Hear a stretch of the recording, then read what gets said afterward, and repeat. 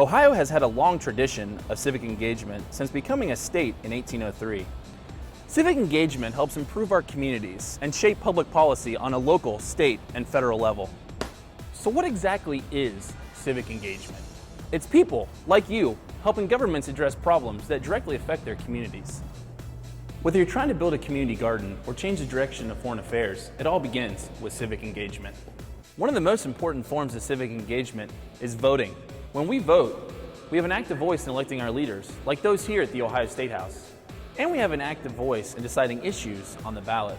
In Ohio, in order to vote, you must be a U.S. citizen. You must be at least 18 years old on or before Election Day, and you must be an Ohio resident for at least 30 days. You cannot vote if you are a convicted felon currently serving the term of your sentence, or you have been declared incompetent to vote by a probate court, or you have been permanently disqualified for violating an election law. The general election is held the first Tuesday of November. As long as you turn 18 before the general election in November, you can vote in the primary election at age 17. It's easy to register to vote. Simply visit the Ohio Secretary of State's website, where you will find everything you need to register to vote, including the form and where to submit your registration. Now that you know how to register to vote, let's talk about how that vote shapes our lives.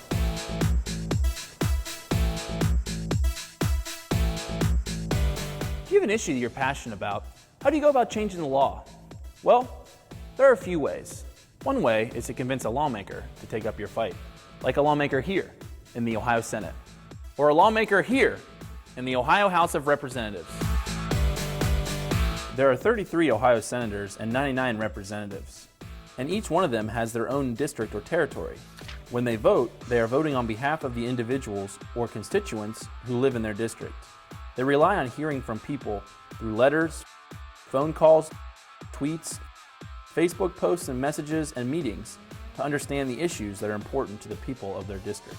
I absolutely love hearing from my constituents. I rely a lot on learning what's going on in the district, how they feel about legislation that I'm considering, and what other needs and issues they have. However, a lot of the state representatives have to come to Columbus and spend a significant amount of time in Columbus and away from their district. So certainly it's important for constituents to keep in contact with their state legislators so that they understand, what is going on, keeping them up to speed. And even being a Central Ohio member, I rely on my constituents to inform me of what their needs are from a community perspective, email, social media. I have constituents that can send me Facebook messages, they can tweet to me, they can email my office.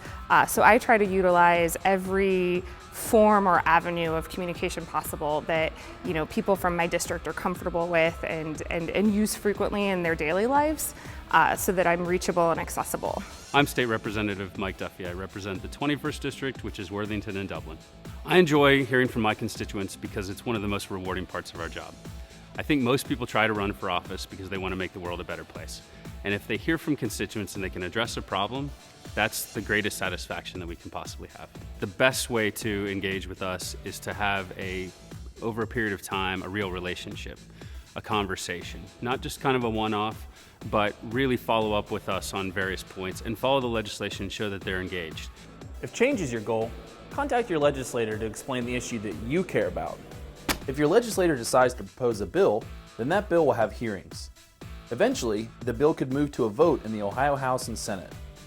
And if it passes both, then the governor will decide whether to sign the bill into law or veto it. Legislators can override the governor's veto if 60% of both houses vote to override the veto. This requires 20 senators and 60 representatives. So we vote to decide our lawmakers, and our lawmakers vote to decide our laws.